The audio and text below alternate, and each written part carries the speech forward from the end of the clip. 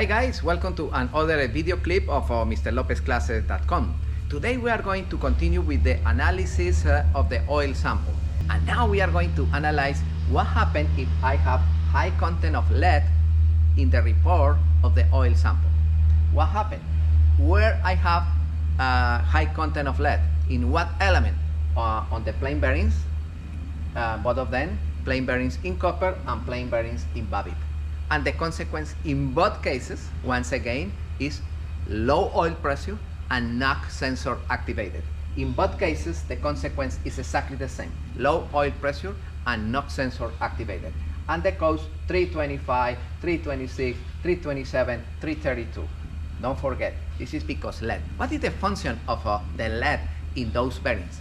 The lead with a low melting point, when the temperature of the engine increases and the temperature of the oil increase, that metal, the lead, works like a lubricant to keep lubricated the shell of the bearing with the crankshaft, the shell of the bearing with the camshaft.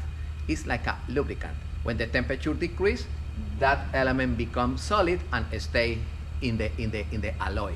This is the function of lead, is lubricant, and those are the consequences. Low oil pressure and knock sensor activated.